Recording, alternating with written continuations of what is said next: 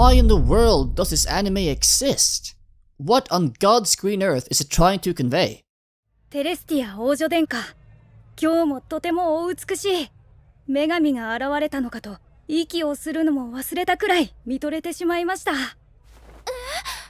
ガルムよ、どうやったらこんなスケコマシに育つのだ。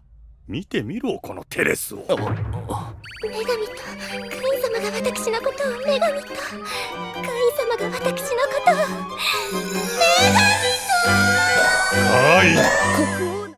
Hello and welcome back to another video on the VikingGnomeAnime channel. Today we are reviewing the 4th episode of the Aristocrat's Otherworldly adventure. This anime has a lot of issues. It still does. It really does. It is possibly the most mid Isekai I have seen in years. It is so mid in every single possible way. It's like they just copied and pasted a general Isekai concept and did nothing else. Literally nothing else. Now, to get into the episode, the plot is very simple this episode. He finally goes to have his introduction as a 10-year-old, and at the same time, he basically just creates Reverse Eye, the game, and becomes a, merchant, person, whatever. And, now he's gonna make tons of money, and he's just doing the standard trope of developing otherworldly items in this isekai world. And of course, he'll become rich and powerful because of it. Very bog standard, very tropey, it is what it is. Apparently God, or one of the head god, told him that, hey, we need some entertainment in this world, so can't you just create some games or entertainment for us? Having no concern for the potential destabilizing effects, just inventing otherworldly things in this world could have on society. I mean, as God, I would sort of consider those things before randomly suggesting it to a teenage boy.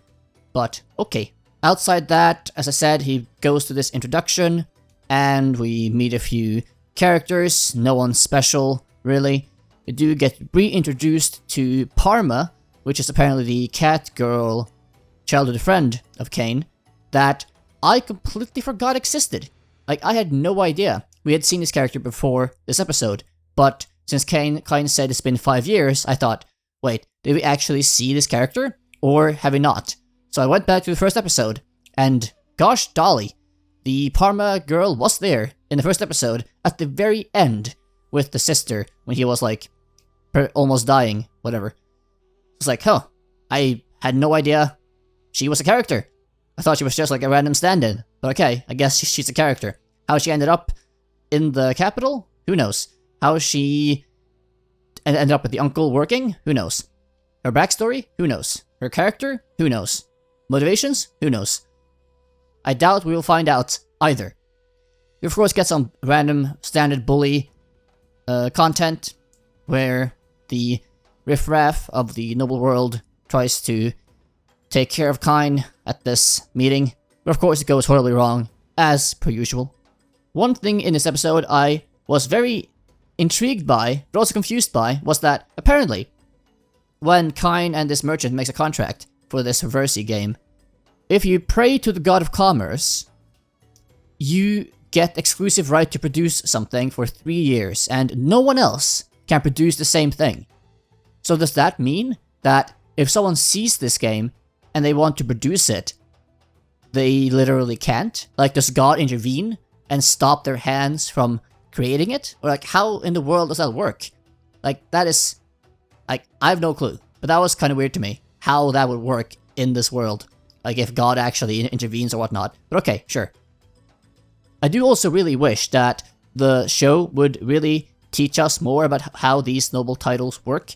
Because, yeah, we know that Cain is a baron now, and his brother is a margrave, and we know about the dukes and other ranks, but we have not gotten any solid explanation of how these ranks work in correlation to each other, or how the impact of Cain being a baron at this age really goes into everything else in this society and in the noble world.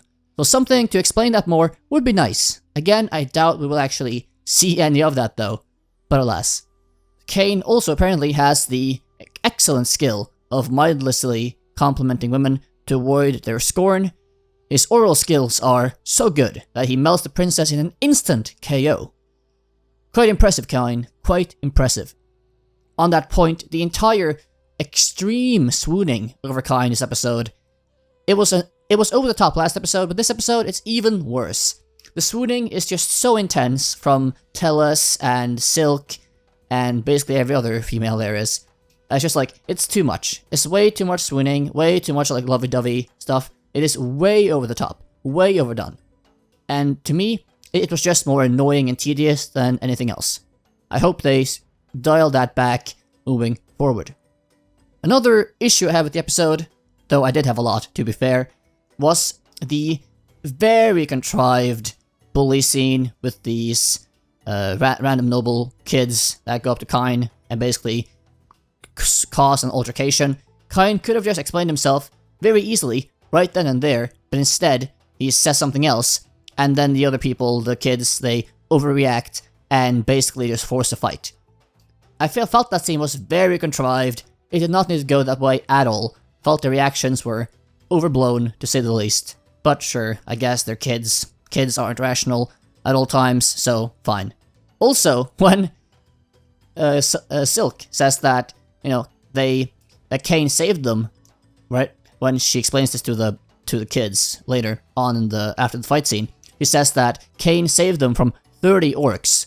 But I'm pretty sure that in the last episode, the king said he killed 50 orcs. So, do we randomly change the number each episode? Or what's going on here? Or is it just not that important how many he killed? It's not like set in stone. The number can vary depending on accounts, But yes, as I said, this show is extremely mid. It is extremely tropey, extremely predictable, extremely basic. Nothing in this show is innovative. Nothing in this show is anything outside the extreme bog standard Isekai template, which is sad to see.